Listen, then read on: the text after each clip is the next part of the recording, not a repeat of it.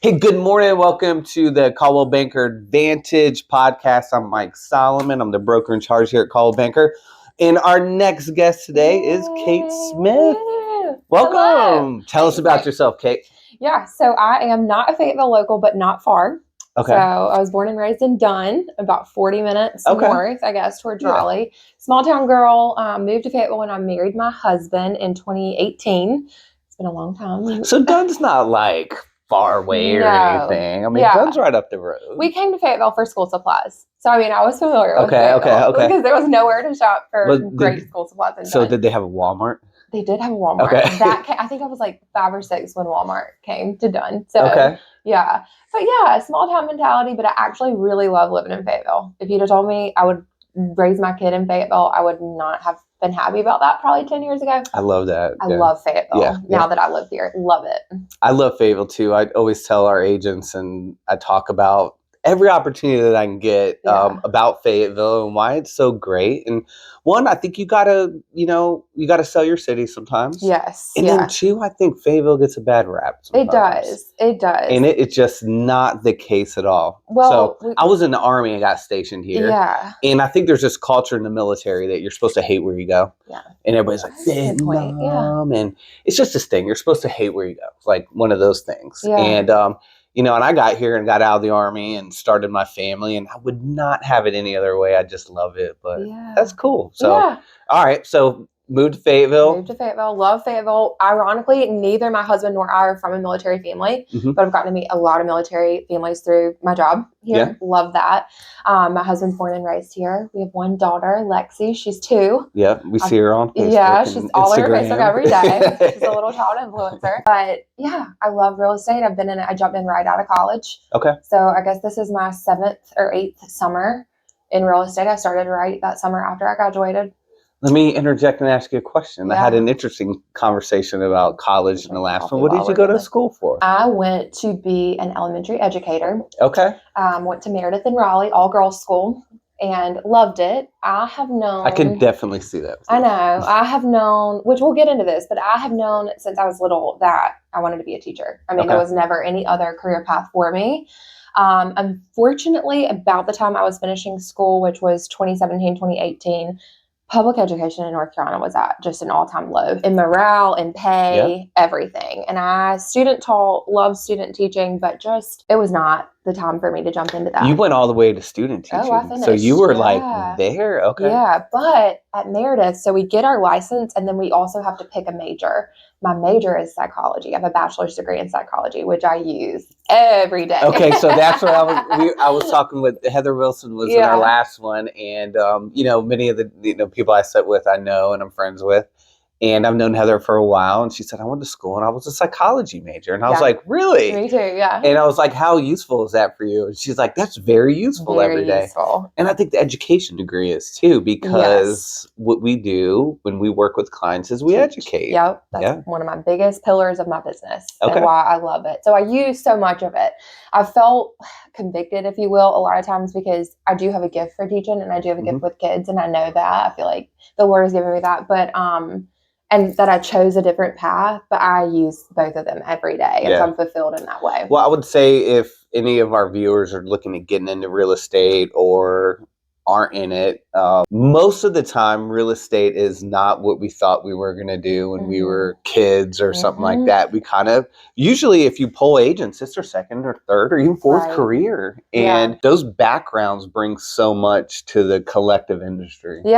Yeah, it's interesting. So I use both of those pieces every day in my business, and I felt a lot of fulfillment through that and in all the new things real estate has taught me, which is just cool. So I love it. It's all fun. Right, cool. Good job. Let's go back to starting real estate. I know you've been in real estate for a while now and have kind of done some different things. Yep. We've got, I always call it the core of real estate is residential resale real estate. Yep. And you've got new construction, you've got land development, you got property management. What kind of different facets of real estate have you been in? Yeah, so interestingly enough, but greatly enough, I started real estate on a team. My parents have always had a house at White Lake, a summer vacation spot. And my neighbor was a very successful realtor in Johnston County. And she was like a second mom to me. Okay. And we were talking through college. And I was like, I just don't feel like I'm ready to teach. And she brought mimosas over to our patio one day. I was 21, disclaimer. But she was like, let me talk to you about real estate. Like, let's just get your license, you know? So she convinced me early in college to take a part-time job kind of as a marketing assistant for a realtor in Raleigh. Okay. And I fell in love with it then. So after that, I chose to join a team, a residential team. At that time, they were doing a lot of new construction. So I graduate and I go straight to work on this team structure.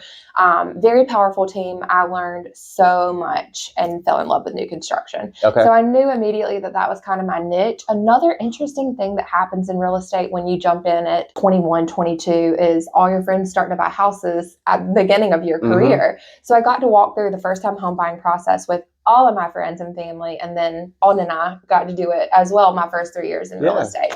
So my niche, I would say that I feel really well versed in, and I feel like I can talk about it with anybody, is new construction and first time home buyers. Okay. And I've worked a lot in those. So as my career continued to expand and my geography changed, I moved to Fayetteville, and it was no longer really feasible to be working the Johnson County Raleigh market consistently. Yeah. I decided to kind of branch off and do my own thing before coming to Coldwell Banker, which was successful, hard in a lot of ways, but successful. And I got the opportunity to list for several of our builders here. My husband works with them in another area of construction, so was able to network a lot. Did a lot of new construction subdivisions for Fayetteville builders, and it was a big highlight of my career. So you mentioned you started real estate at 21. Yeah. All right. 21. So what would you say to a young person at that age starting real estate? I think I started when I was 30 and I felt too young. I'm 30 now. Yeah. Okay. I think I started when I was 30 and I felt too young. Yeah. What would you say to, somebody thinking about real estate at a younger age, just kind of worried about the life experience? Yeah. Let me disclaim all of this with, in the middle of my college career, I had the opportunity and won Miss North Carolina, which, if you don't know, like it's like its own little pageant world, but it's kind of a big deal. It's the preliminary to Miss America. So I wasn't going to bring it up. But it's okay. Well, it's a big part of why I did this real estate, and I think it built my confidence to be in sales at that young. Definitely see how it builds your confidence. So as Miss North Carolina, I competed at Miss America, but it's so much more than just the stage stuff. I mean, I would have to go and speak to companies and ask them to be donors. Like, there's a lot more. And I lived by myself downtown Raleigh for the first time ever. I'm an only child that's always been right in between both of my parents. So it was like, so it's not you just show up, win, and it's over. You've got a lot of duties and things to do. It's a lot of work. It's a full-time job. I had to take a leave of absence from college to work it. I mean, scholarship, I'm at colleges speaking, you're all over schools, all over North Carolina, traveling by yourself primarily. So that experience did give me a lot of confidence to be like, I can do this. I can work hard. I know I can achieve in sales if I keep my head down. Yeah.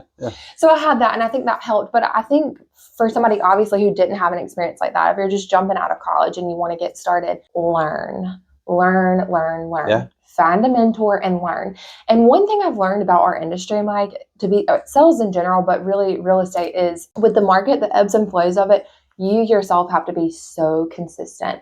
It's not getting this amount of volume this year.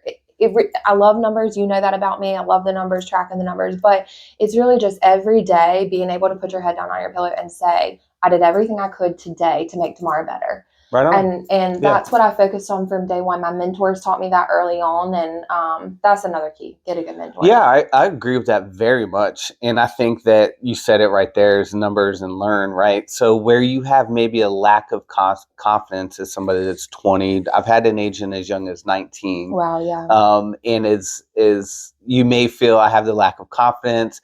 I'm dealing with this family in their 40s that are on their 5th house or something like that. Yeah. You can absolutely overcome that by knowledge and education. Yes. Absolutely. Another thing that I loved, I'll give this plug, and I've never done the Fayetteville group, but I did it in Raleigh after Miss North Carolina. There's a club called Toastmasters. Have you heard of Toastmasters? I've heard of Toastmasters. I think Toastmasters. That's like the quintessential old school classic networking group. It's networking, but it's public speaking. Yeah. So when I think of young people right out of college, especially this next generation, we've lived on our phones since I got my first phone in middle school. So we're seeing that progress in our generations of like, I think they're struggling with face-to-face conversation. Yeah. And I think a new agent struggles the most with that. Like, how do I pitch to this person to let me sell their house for this price right now that is not agreeing with their price in this market.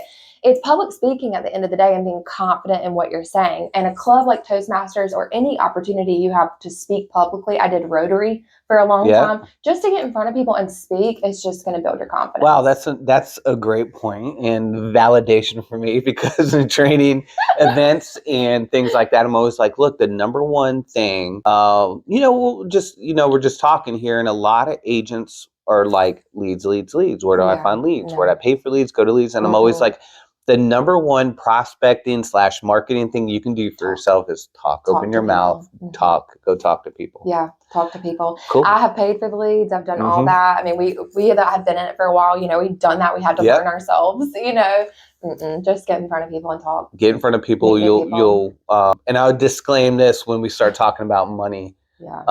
And I have in my other videos, but we are never, of course, we're not pro bono. We're not here for free. But we don't attach the outcome to what we do, meaning we don't get into a real estate deal. Good agents don't get into a real estate deal and start thinking this is XYZ amount of money that I'm going to make. We don't get attached to the outcome in that way. We get attached to the outcome of doing the right thing for the client. Yeah. So with that said, you will make more money though, and have better transactions with people that if you have networked and face-to-face communicated with. What would you say? I was that person. I got out of the Army. I knew like 5 people here in Fayetteville, and people don't believe me now because I can't stop talking. But I was introverted. Yeah. And I ended up having a successful sales career, but that was probably my biggest learning curve, was opening my mouth. I mean, there was a time where if I was in a grocery store line and I heard 2 people in front of me talking about, man, I really can't find a realtor to sell my house, I probably would have been too shy at the point. Yeah, I think we've all been there, Mike. Okay, yeah, all right. I think we've all been there. What would you tell somebody how to get over that? Get in front of people. Just do it. However many clubs, organizations, groups you can become a part of, do that. I still, that brings me joy anyway in my personal life, but I realize for a lot of people, it's not just your gift or your niche, but really it's just meeting new people and getting comfortable with introducing yourself, not knowing anyone in the room, getting to know people in the room. I hate an icebreaker, a group icebreaker, more than anybody in the world. And a lot of these groups I'm telling you to join are going to have those, but really it's silly stuff like that brings everybody down to the same level and gets to know each other. And so the more you're around environments where people are doing that, I think the more confident you're going to I can attest to that one too. Like I said, I was introverted and shy, and now I go to an event and I'm like, hey, I'm Mike, how you doing? What do you do? And so it's a great thing. But I mean, to piggyback on that, I also want to say, you can do all the clubs, do all the public speaking, get out there. What brings your true inner confidence in what you're delivering, in how, not only how you're delivering, but what you're delivering, is educating yourself. So I think that goes back to that mentor. I remember I was just telling Mike before we started, when I started, even in college, when I was an assistant, I would be sitting at the desk, my little cubicle, doing marketing mailers for him.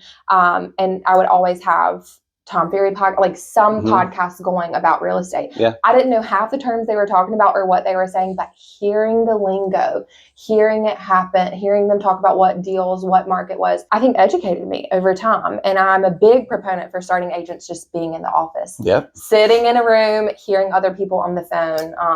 I mean, they taught me everything. So thank you. And we'll pivot away from getting started here in a second, but I can't let that opportunity pass. Here at Coldwell Banker, we're always like, get in the office, get engaged, get connected. I've got to say, and I like to share with people, don't just be at Coldwell Banker, be a part of it. And your education, your knowledge, that it's like learning a language. You got to immerse yourself, be involved, and be at the office as much as you possibly can. Whether you're watching this in Wisconsin or North Carolina, so true. You've got to get immersed in the real estate business, and opportunities will come. And it's been funny, just to piggyback on that, back to my journey, when I kind of went independent agent with an office that is about an hour away. Loved it, loved the opportunity, loved the people, but then I got pregnant and I had a kid. And my mom's listen, and when you have a baby, it's just not feasible to drive and be in the office. I had the honor of being primarily staying at home with her the first year of her life. And that's when I knew I was ready for a change, because I needed that office environment again when she did go to preschool and I was ready to build my career back. So that's when I decided to come to Coldwell Banker. It's 5 minutes from my house, which is incredible. But being here, being in the classes, I've seen a new value in that 8 years into my career. That is just tried and true. All right, let's shift over to like current market, current conditions. Again, let me caveat that you could be watching this video 10 years from now. Yeah. And we very well could be talking about the exact same thing. Yeah. We're very micro and very short-sighted, not in a negative way with real estate, because there's so many ebbs and flows. You know, you have, I just sent an email out this morning. I was working on it. I do a weekly wrap up and do some updates. And thanks to Kate, we do a due diligence update Love now. it. So Very good on due diligence deposits and how they are. It's a really good gauge of the other terms in the contract and how motivated buyers and sellers are right now. But I went through it and I was, you know, going over the numbers and talking about it. And I said, hey, you know, typically in my experience, about 2 weeks after school starts, we see a little spike. You know, people get back into the market. I wasn't expecting that. Yeah. Yes, true. And that's just from, you know, time every year looking at numbers and stats. And I've gotten pretty good at, definitely I get my mind blown sometimes, but I've gotten pretty good at saying, we're going to have a slower week, a slower month. This is going to be a spike. So with that said, you know, we probably should see, because of a couple reasons, a little fall selling season spike in real estate. Yep. School's back in. People are getting settled back into the routines. The kids aren't screaming in the mornings anymore. We got news and we see that rates are starting to push down. We heard at our sales meeting that with, again, disclaimer, with some points and other incentives, we heard about a 4% interest rate again. And we didn't think we'd see that for a while. So there are so many different factors that affect the way the market goes. But where do you think we're at now today and coming up on the, you know, last quarter in 2025? Yeah, I'm happily pleased. I came to work this morning. It's a Friday. I don't know when you're going to be watching this, but it's a Friday, which is hence my blue jeans. But I came to work this morning and ran immediately to Mike's office. I'm like, guess how many houses I have under contract? Because it's the most I've had in a while. I did feel that spike just over the past 2 weeks, which has been incredible. I didn't expect it. You're better at reading than I am, kind of foreshadowing like that. But it's been nice. You know, I feel like so the trajectory of my business, what I've seen is I started in 2017. Okay. So I came in right before I rode it to the top, and I sat there and I loved it, and I lived life, more money than I could have ever imagined making at that point in my life. And then we rode it down a little bit. Yeah. So I think we'll be talking about those COVID years for years. Yeah. I mean, it's just crazy. And I have to remind myself all the time that that was abnormal for the start of a real estate career. Not impossible. I can definitely work and get back there, and that's what we're doing. But I mean, I have felt the change of that, and that was all I knew. So it's like been a little bit difficult for me to read and understand. So what I will say, I feel like when it was starting to come down, rates were rising. I also had my child. So I was kind of tapped out for a little while and kind of just getting back full time in the game, really focusing every day on doing my things, making sure I'm doing what I know built a great business. It's been steady, I think is the word I would use this year. That's a good thing. Yeah. That's a good thing. And I have to remind myself and my clients of like, that was an unhealthy market. Great. Very much agreed. Unhealthy. But unhealthy. Yep. Yeah. So I feel steady.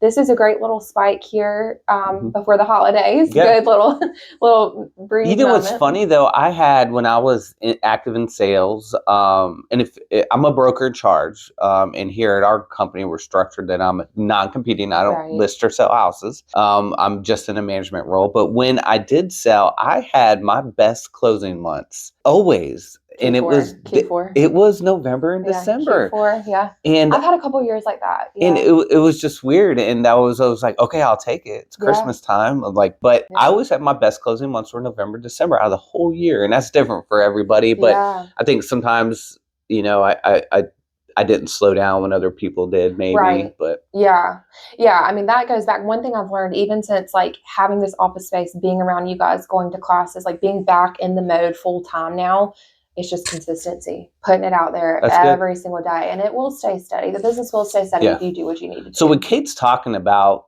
again, also trying to cater to folks that may not understand the business like you and me do, we have a saying in the real estate business called the real estate roller coaster. Yeah. And it very much does this. And sometimes it's dramatic like the COVID one. And sometimes it's dramatic when, in 2009, it was way down.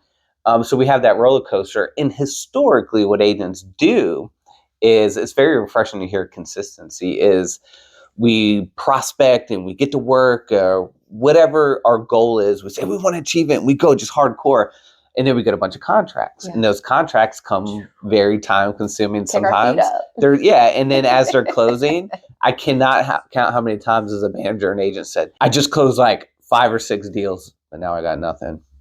So hearing consistency, consistency really matters. And even in slower markets, fast markets, if you have a plan, and you follow it, you'll be successful. It's funny that you say that, Mike, because even in the beginning, one of the things I struggle with in real estate starting out straight from school is like, what do I do all day, every day? Yes. When I have nothing. Yes. Right. What do I do? And so my mentor at the time helped me build a daily checklist of like, call 5 people, respond to 5 people on Facebook. Some sort of activity. Invite them to like your page. And that it's still on my desk. Every day I wake up and drink my coffee, I check the market, and I go through my checklist items. So that's where a good mentor comes in, a good office, a good broker in charge, just to give you like those steps every day. And so funny that you talk about just the COVID transition down. At the time I was selling a lot of new construction. New construction was nuts if you're new here in North Carolina and everywhere, but lumber, I mean, everything. It was just crazy. Cut my teeth those few years in new construction. But a couple months ago, I went to a builder panel here with a lot of our biggest builders that are in-state and multi-state. But Jay Johnson was talking about cycles and what he's learned. Jay's been in building probably 40 years. And this quote from him, I'll never forget. It was so impactful to me. I was feeling a little defeated trying to build everything back up and against a more difficult market than I've ever faced before. So he said, one thing you learn is just really not to even focus much on the ebbs and flows of it, but what you're doing every day. That has to stay the same. You look at the market and you read it so that you can communicate and educate clients on it, and you can make a game plan about it. But your everyday confidence, work ethic, that doesn't change no matter what goes on. Right on. Let's get a little more personal. Got a question for you. You mentioned something, and real estate is a female-dominated business for the most part. And you had mentioned in your real estate career having a baby. And I just thought it would be a good opportunity maybe to talk about some of the challenges and positive parts of that. Again, most agents are young women, and, child rearing is a big part of life, obviously. How did that affect your business? How did you overcome it? What are some maybe life hacks that you used? Yeah. So I did wait, I feel like, longer to get pregnant, thankfully. But I waited. We family planned a little bit differently because my career was where it was. And I knew I could not give all that I wanted at that time to a newborn baby. And so when I look at the market, actually it was just like divine intervention of when it all happened. But I waited a while. And one thing that I did that was very, very, very impactful right during my pregnancy and right before, I spent a few months working with a real estate coach. Something I never thought I'd do, costs a lot of money, definitely not for everybody. But one thing that did was, again, just kind of rehome those daily tasks. She taught me how to time block better than I've ever learned in my life, how to structure my day with an actual schedule, which I really wasn't doing before. I was just kind of going wherever meeting popped up, whatever happened, but how to set hours aside for prospecting and leads and what time worked best in my schedule to do that. Just a really consistent schedule. Like I was employed by a full-time employer, but the employer was myself, and I set it and I stuck to it. That helped me tremendously when I had Lexi. Even the year that I was at home, the beautiful thing about it is I was able to be home with her for a year. I worked, my husband works, but in the evening I would do my appointments on Saturdays or my appointments. I was able to structure and kind of pull back to be able to do that. But I remember I started to sleep train her, and I would know when her naps were. Those would be the hours that I would do that. And I wouldn't have had the wisdom or the foresight to think about that if I hadn't really sought a mentor, sought somebody. And she was a mom as well. So it was really cool. But just that time blocking is the biggest thing. It's also such a special time to be able to. I started real estate. My daughter was born, and my wife's a teacher. And, it's great summertime and things like that. But I found myself, it very much was a big part of my life that now that they're in middle school and they go to school with mom and stuff like that, I can get up when I want, do things like what I want, but very much we have to alter our lives around it. But Yeah. it definitely doesn't mean that I can't have a successful business and accomplish great things. No, yeah. And now, but to each their own. Yes, to each their own. And that's when you learn that about motherhood, parenthood anyway. Yeah. Like what works for you might not work for me, vice versa. You do you. Anybody that raises a kid, I'm like, my hat is off because it's hard. It's harder than real estate. It's hard. But yeah, so per kid, if you have a kid, you'll make it in real estate. You will. Yeah. Quote that, put that somewhere. But one thing that is so cool now, she's 2, and I take her with me when I'm doing sign pickups. I'm picking lock boxes. I'm meeting photographer, inspector when I can. Obviously I like to meet with my clients without toddler because that's just crazy. But if I have a quick errand and I take her with me, I've taught her about the business, even at 2, and we'll be riding in town and she'll say, "Mommy, you sell that house? Did you sell that house?" I love that. My kids still they've always been. They're like, "There's a Coldwell Banker sign," and I'm like, "Yeah, you got it." We drive by the office on the weekend or something. My son's always like, "Coldwell Banker Advantage." He's so intense and everything. Yeah, I love it. So it's a blessing, and it really, real estate is a great career. And I've found this out everywhere I've worked, but especially Coldwell Banker, to have a community of other agents around you. We've got a lot of powerful mom real estate agents here. Oh, yeah. That have really rallied around me since I joined. And like, we support each other. We help each other out.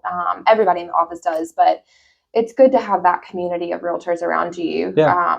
And that's paid off since becoming a mom. Right on. Okay, let's get back to the market and real estate right now. And again, this could probably apply almost to any time, but specifically right now. Yep. I'm going to ask you a couple questions. Okay. 1, you get a new seller today. What is the number one thing that you want that seller to know? Well, the number one thing that they're usually beginning to ask me about is price. Unfortunately, my last few listing appointments, just the way that the market has gone, they bought high. And we are having a lot of conversations about potentially even having to bring money to closing in some certain circumstances. That's never a fun conversation on my end. And I've had to get comfortable with explaining it. So I think the number one thing I want them to know is I'm going to do everything I can to market your house, to be honest with you and upfront in conversations before we hit the market to get top dollar. But right now, unfortunately, that top dollar is just not usually what you have in your mind. And that's definitely common. That's a big challenge. Yeah. And but having that conversation and setting that up in a trusting, honest, educated mindset is very important to me with sellers right now. I think it's very important in fact-based too. Yes. And there are very different levels of service that agents provide, but I think that sometimes they come to a house and they say, we can list it $410 when you want to get started, and then agent B comes and says, we can list it $390. And I think that sometimes neither one of those two scenarios are showing how and why. Right. The education piece. Exactly. Yes. We need to be at $390 because of A, B, and C comp. Yeah. And A, B, and C active listing, supply and demand, competition. Yes. And I think that's a big part is to what we opened up with is education. Yeah. A lot of those conversations. I'm having to do that now more than I ever have in my business. On the buyer side and the seller side. We talked about buyer confidence. It's just not there. So I'm doing a lot of coffee dates, lunch dates before we even get anywhere in the field, just to have those conversations. One thing that I find is that they really trust me after. And that's what I've built my business on. I don't want to have a relationship with you if you don't trust me, or vice versa. So we're feeling more confident on market, and I've really prioritized that. It doesn't always mean you're going to go home with hundreds of thousands of dollars of equity in your pocket. Of course, I'm going to work my booty off to make that happen. But we're just unfortunately not in a market where we're seeing that in most cases. So working hard to prep the seller, prep the house before hitting market so that it's as enjoyable as an experience with top dollar as can possibly be. And that's what I think a lot of consumers don't understand about what we do is the stigma of commissions and trying to get more. At the end of the day, we honestly, truly want to get you the best price for your house and put you in a situation you can move on to your next goal. Yeah. I mean, truly. Well, and what I tell sellers very candidly, Mike, when we have that conversation is like our commission is percentage most of the time. Not it varies, but the more your house sells for, the more we all make. So I'm in this with you, but I'm doing you a disservice if I'm listing where you want to list and we kick ourselves in the butt with 90 days on market, no showings. Yep. That's not doing my job for you. And at the end of the day, love successful sales, love a lot of equity, love big commission checks, love trusted, good relationships with my clients over all of that. It's so that if you're watching this from the client perspective, which you said is very important. Yes, we want to make money and we want to be successful. But if we put you in a successful situation and be honest with you and educate you, you will tell people about us. Yeah, you and will. then we'll make even more money Yeah. and have to do less prospecting. Right. So that is a goal of ours. We want you to have a great experience and put you in the best situation possible. I hear and look at things where, a consumer thinks that an agent's listing the price lower just to get the sale faster. And I can assure you that there's always anomalies out there. With any industry, there's people that maybe aren't doing things in the most ethical way. Correct, but I can assure you that 99% of agents want the best for the client. Yeah. Let's shift over to a buyer. Mm-hmm. What is the number one thing you would tell a buyer today? All right, cool. Sorry. Let's shift over to a buyer. Today, you got a new buyer client. I'm ready to find a house, Kate. We just had a baby. We need a bigger house, or just got to Fort Bragg. What is the number one thing you want them to know today? I'm asking more questions with buyers than I'm telling right now. I really want to know what their motivation is. This is a tricky market to buy a house. Most people are not buying. No, that's a really good way to put it. Tricky. Yeah, it's tricky. Most people, the perception of it is tricky for buyers. And that's immediately I'm going up to buyers knowing that I'm fighting the rate battle, right? In their mind, they're already feeling, if they're around my age and they've seen the 2% interest rates be the height of when they started looking at real estate market.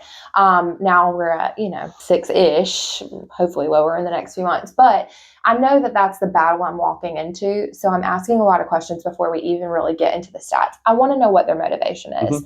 Obviously, with any buyer in any market, that's number one. But I really want to know, do you have to move? Do you have to have a bigger house? What I've found is if I'm not asking those questions and I'm not taking time, that really with buyers right now is where more of my coffee dates, my lunch dates, I really want to get to know them and their family before we go out in the field. It's saving us both a lot of headache and time out on market. And I don't say that to say I don't want to show you houses. Nothing I love more than a Saturday full of showings. Truly, I'm not just saying that. I love that. It brings me joy. But what I found in this market, Mike, is if we're not having those really candid conversations about what it's going to cost to buy a house right now, about your true motivations, what you really need, what's really best for your family. You're out seeing houses that when the numbers come down aren't feasible and we're getting our hearts broken, which breaks my heart as well when I'm in the middle of that with a family. Or we're spending a lot of time, we're spinning a lot of wheels and we aren't truly quite ready to buy yet.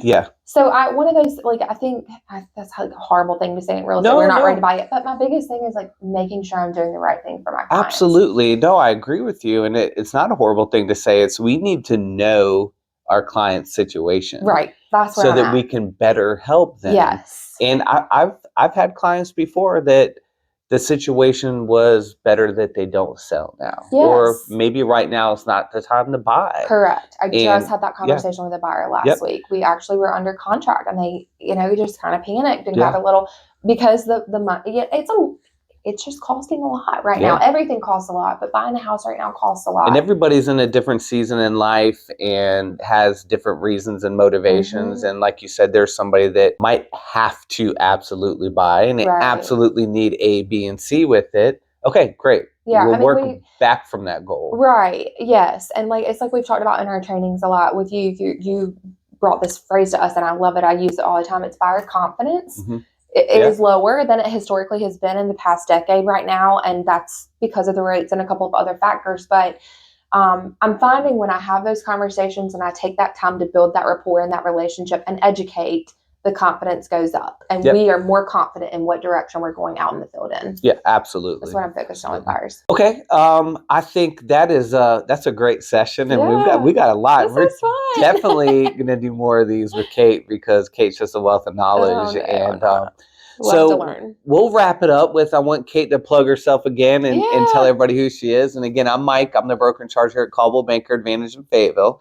You can always call me directly at 910-476-6801 if you're interested in a real estate career or if you're interested in working with us, I'll make sure I get you linked up with an awesome agent just like Kate. Yeah. So Kate, give yourself a plug and we'll wrap it up. I'd love to help you if you're looking anywhere Fayetteville. I still do some work in the Triangle, not as frequently as I used to, but have a lot of networking there. So all over the side of North Carolina, I'm happy to help you. Follow me on Instagram. That's my main place of communication. I do weekly market updates for Fayetteville, as well as just a Coffee with Kate video series. So if you're interested in learning about the real estate market, follow me. My handle is KPSalesNC, and you'll find the rest of my information there. And I totally forgot to mention That's that. okay, yeah. Was, one of the big reasons I'm going to get Kate down here. I told her this morning, I said, she does a weekly market update on, and I see it on Instagram because I'm only on Instagram. Mainly Instagram, yeah. But it is a quick market update to arm you with information. So if thinking about the market is something you're doing, you're not ready to kind of step into it, education, knowledge is power,